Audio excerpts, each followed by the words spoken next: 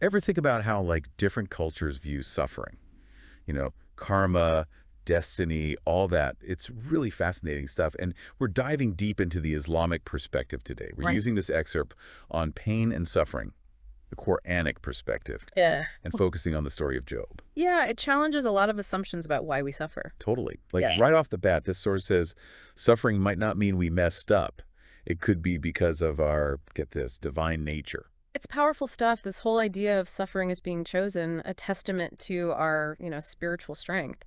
And it's not just Islam, right? You see this in other faiths too. But I can see how that would be comforting if you're going through something rough. Instead of why me, it's Uh, more like uh, you've got this potential for incredible resilience, deep faith. This is how it's tested, how it comes out. it's a total mind shift. And speaking of tests of faith, that's Job, right?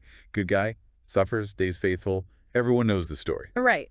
But that simple version, it can clash with like core Islamic ideas. Oh, really? Like what? Well, think about how Satan's usually shown. In Islam, Satan can't just do whatever. God's in control. So how does that change how we see Job's story? This source says we got to focus on the actual Quran, not just interpretations. And there are these two verses about Job's pleas to God, 21.83 and 38.41. Are they saying the same thing, or is there like a difference? That's what's so cool. So 21.83, that's Job going through hardship generally. And God responds right away, which is interesting. But then 38.41, it's a different kind of pain. Different how? It's deeper, more internal, doubt, questioning his faith, things Satan whispers, to break him. That's like anxiety, right? What people deal with today. Yeah. And it's wild the Quran talks about physical activity and cold water for Job. And those are still relevant. Think about it. It's amazing how that stuff still applies now. Mm.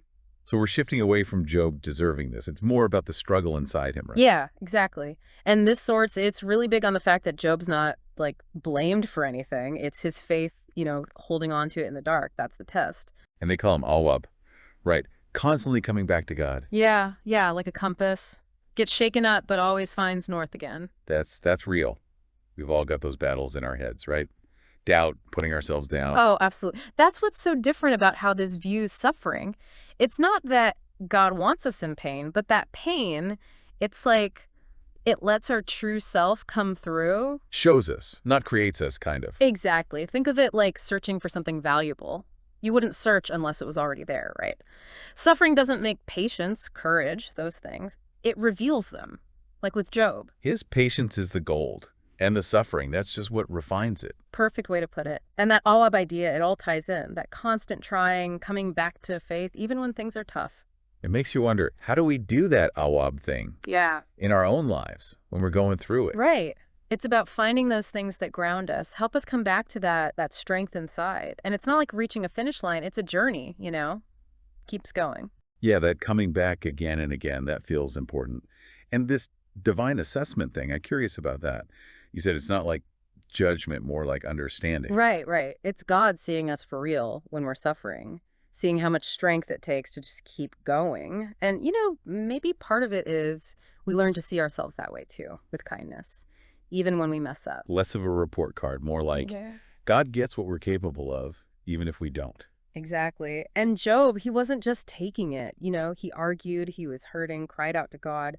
That realness, that's Awab too. So I don't got to pretend we're fine. Mm. It's that turning back, even when we're doubting, angry, all that. Is that in the Quran? Straight up. Oh, yeah, for sure.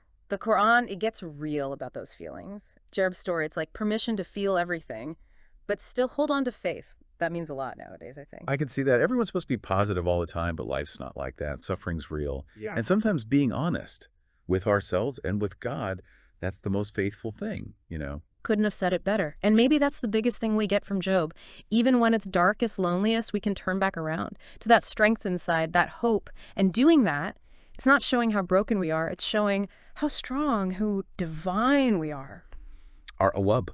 It's powerful stuff. No matter what we're going through, we're not alone. So as you go through your week, think about this. What does awab mean to you?